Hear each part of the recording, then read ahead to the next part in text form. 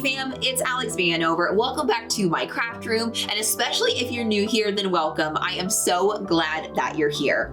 In this video, I'm gonna show you how to make these gorgeous roll paper flowers using your Cricut. And I'm even gonna give you a few tips for some ways you can make them a little bit extra unique. I know you guys are gonna love this project, so let's jump into it.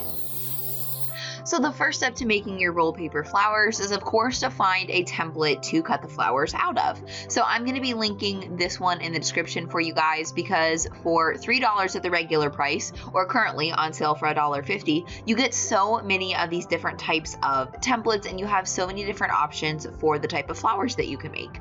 So that's what I'm going to link in the description for you guys. I've already purchased it and downloaded it. And so next I'm just going to go into Cricut Design Space and upload it into my design space. So I'm just going to go through the usual steps and go to where I downloaded it.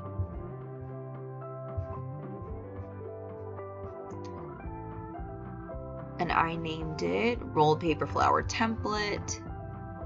And then we're going to go into the SVG folder because that's the best file format for Cricut machines. And we're just going to click the All Flowers bundle, and that way we can choose the few that we want to cut. So we're going to just type Rolled Paper Flowers as the name in case I'm looking for them. Because I make these projects pretty frequently, so I want to be able to find it easily later in the future. Then we're just going to click it and insert that image. And it might take a moment since there's a lot of files, but this will help us see the shapes a little bit better. So I'm going to zoom out just a little bit and ungroup it from everything. So I'm not going to be able to show you guys what all of these file types look like. We're just going to choose 4 of them, and I will show you what they look like when they're cut out. So let's do this one with a bunch of petals. We'll do this orange one that's kind of the average looking like paper flower that most people think of when they see paper flowers. Let's do a fun one with some petals, and then we'll do another one that's just a little bit more straightforward. So I can go ahead and actually draw a box around the rest of these, and then we can get rid of them so they don't take up too much space on our canvas. So the next step is just to size these guys for the piece of paper that you have, and that just depends, of course, on what's available to you. So I'm gonna be using all 8.5 by 11 sheets of paper. I'm gonna make my flowers about 8.5, well actually 8.25 inches wide, and that's gonna be about as big as I can make them so that they don't go off the page. So I usually like to make mine as big as I can because you guys will see that as you make these, they really do become very small compared to the size that you cut them. So you just want to make sure that you, make them as big as you can with the paper that you have. I'm not sure why this one has like an extra outline. Let's see what that looks like. Huh. That one's interesting. So we're going to go ahead and get rid of this outside piece. I'm just going to cut this inner piece. And then we'll make this one 8.25 as well. So I'm not going to worry about changing the color of these, except that I'm going to make each one a different color. So 2 of these look like they're the same. So I'm going to make that a different shade of orange, but since they're already all different colors, they're all going to cut on different pieces of paper. So now that I have them sized correctly, I want to make sure to save my project just in case I have to come back to it for any reason. And then we'll click Make It. There we go. So we can change that one to 8.5 by 11 as well. So we'll go through this process again, and then we'll be ready to cut out our flowers.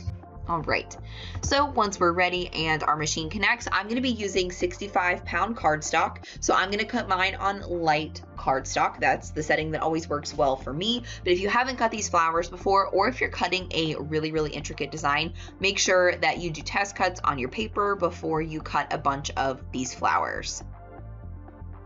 So next we'll just select the light cardstock setting, and that's what we're going to use for all 4 flowers. So let's hop over to my Cricut machine and I'll show you how to cut these guys out.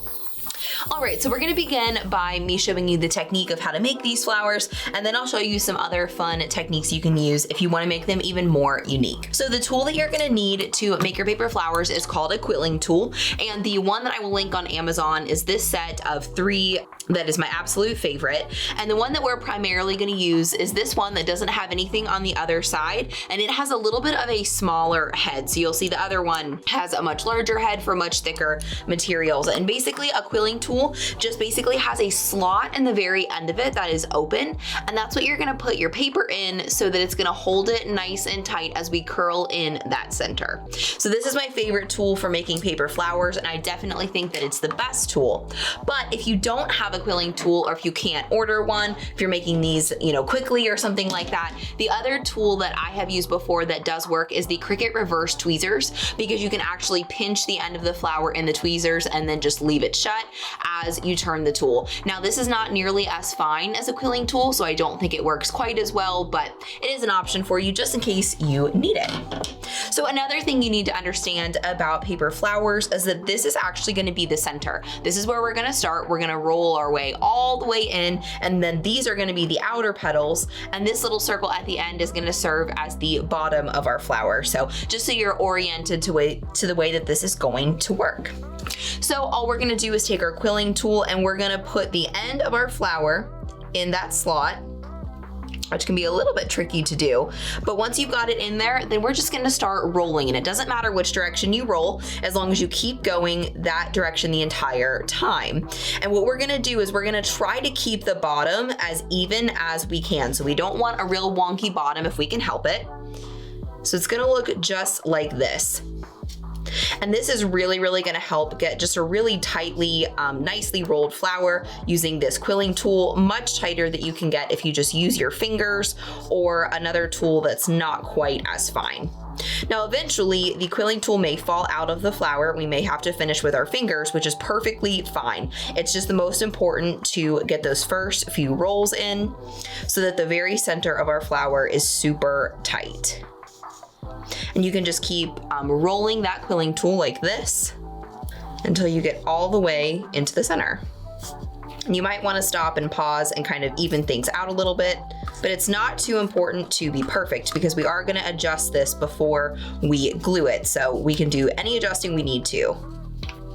So now that the quilling tool is kind of getting in my way, I'm actually just going to remove it myself and finish rolling this between my fingers just like this.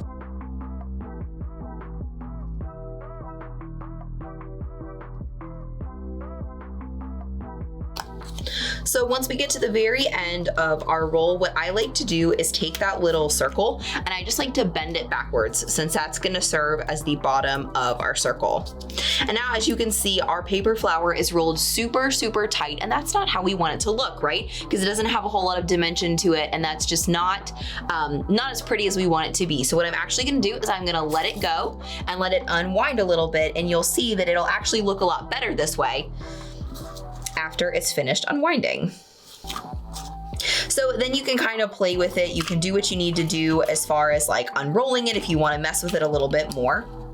But once you're happy with it and the way that it looks on this side, then you're actually gonna flip it over and we're gonna get ready to glue that bottom circle onto the bottom of our flower. And again, no one's gonna see the bottom of your flower, so don't worry too much about getting this perfect.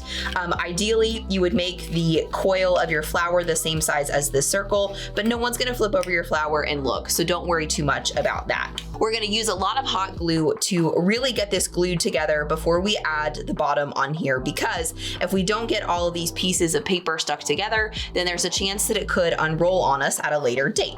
I'm going to tighten up these last couple of rows right here so that they don't stick out too far. I'm gonna bend this back a little bit further. So I'm gonna start by adding glue straight to the coils of the flower like this. And I know it looks really sloppy, and that's because it is, but this is the first step to getting our flower to stay really well. You also want to be super careful here because, as you guys know, hot glue is very, very hot. It can burn your fingers very easily. So I tend to let this set for a few minutes before I do anything else to it. Then the next step is to go around the edges and make sure that some of these edges are glued together as well. And again, watch your fingers here. You want to try not to get too much glue on the outside of the flower. You just want to make sure that those outer layers are well stuck together. And then after the glue has had a little bit of a chance to set, then we're gonna add a little bit more glue and finally flip over this bottom circle and kind of seal up the bottom of our flower. But since the hot glue is so hot, you still wanna be careful here with your fingers. I like to use my quilling tool to push this down over top of all the hot glue so that I don't sacrifice my fingerprints. If you guys have ever worked with hot glue, you know that it's really, really easy to burn yourself. So that's why I use my quilling tool.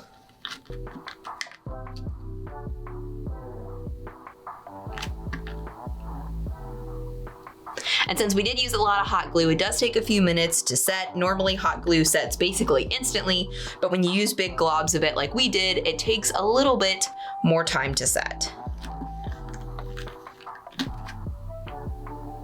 But once your glue is ready, then your flower is all finished. So it really is that simple, you guys. But there are definitely some techniques that you can use to add a little bit of detail to it. So I'm gonna show you a couple of those techniques. One of them is simply just spreading the petals out with your fingers, just like this. Sometimes that helps give it a little bit more of a lifelike appearance. Another one of my favorite techniques is actually to use your quilling tool and to put some of the petals into the slot and actually roll them backwards. It can be a little bit tricky to get it on there, but to actually roll them backwards and to kind of open up your flower so that it looks a little bit more natural. If I can get it on there. Goodness gracious. There. So once you have the petal caught just like this, you literally just want to roll it backwards just like you are folding the flower. And then after a few seconds, you can let it go and it just gives it this really nice, like, I don't know, lifelike look to your petals, especially the outer petals. And I just like to pick a few and do this. You of course don't want to do this to every single petal because that would take forever. I just like to kind of go every other petal or every few petals. And there you have it, a super cute rolled paper flower. Now let me roll up these other flowers that have some different petal shapes and I'll show you what they look like and some ways you can make them a little bit more unique.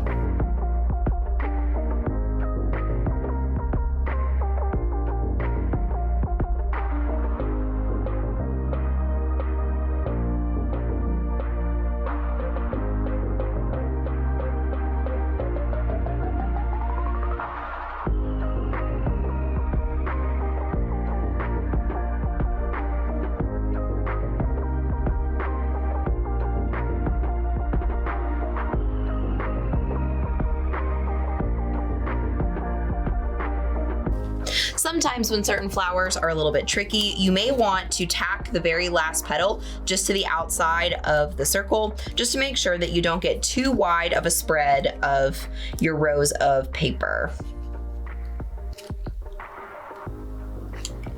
Just like that. That just helps keep a little bit more of a consistent shape.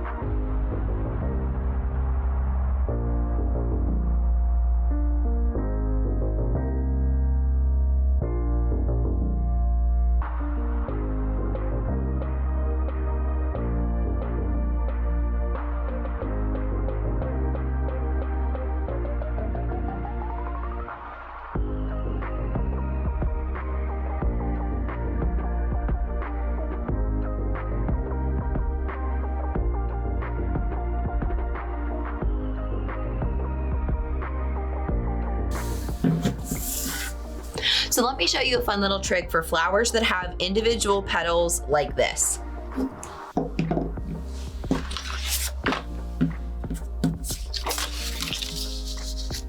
You can actually add alcohol ink to your paper as long as you don't add a ton, of course, and don't get the paper too wet. So I'm gonna, I think I'm just gonna use Flamingo, which is a really light pink color of alcohol ink. And you can get this alcohol ink and this applicator at 143vinyl.com. So I'll link it for you guys in the description. But I really like doing this to my paper flowers because it just adds so much more dimension than some of the individual petals would. And I like using the applicators with a little bit thicker foam because I just think it works a little bit better on the paper.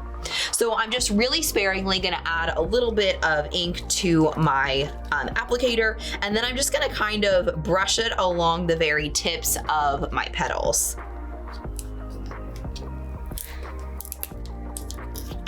And you guys will see how fun this looks on this paper. You're gonna be surprised how much it adds. So I'm just gonna take that side with the alcohol ink and I'm just gonna dust it like this at the very tops of my petals. And of course you wanna have paper or something underneath your flower before you get started so you don't get ink all over your table.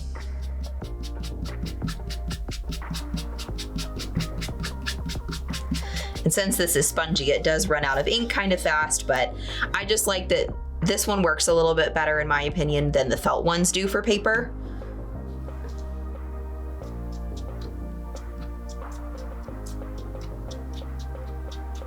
It adds so much texture to these petaled flowers. I just love them.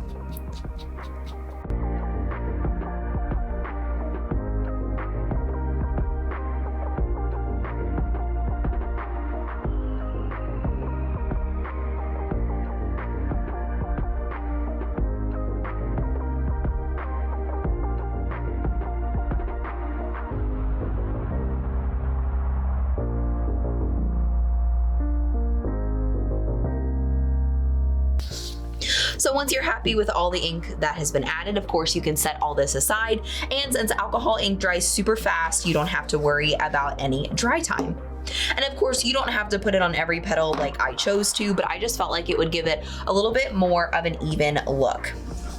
So since I put the alcohol ink on this side of the paper, I want to be sure to roll everything inward so that this is on the inside of the flower.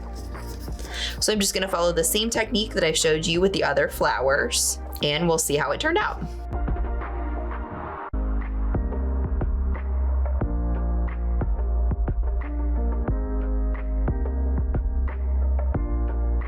So this one gets a little bit tricky because the line at the bottom gets a little bit thin in between the petals. So you just wanna be really careful here not to rip the petals. So it may mean that you can only use your quilling tool in the very beginning and you have to do the rest with your fingers. I just love how this looks. So let's let it unroll and finish it up.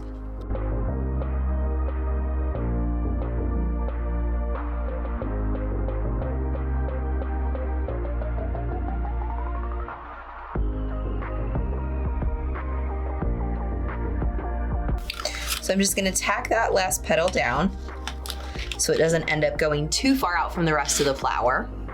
Then we'll add some hot glue to these areas. Where this flower is not quite as dense because it doesn't have quite as many rolls in it, you wanna be careful that the hot glue doesn't kind of go through the layers of the petals and show on the inside of the flower. So you're gonna be a little bit more sparing here. Then after it's had a chance to set, I'm actually just gonna put the glue on the bottom of the petal because I think this might make it a little easier. Then I'll flip it over using the quilling tool. We may have to trim a little bit of it because it seemed a little bit large for the bottom. But you know, the key with these flowers is really just to have fun with them and to be creative. Don't overthink how the bottom looks. Don't overthink how the petals look. They don't have to be perfectly even because flowers in nature are not perfect or uniform by any means. So don't worry too much about the flowers being perfect. Just have fun with them. So since you guys can see that there's a lot of my bottom sticking out, I'm just gonna use a pair of scissors and trim that bottom area.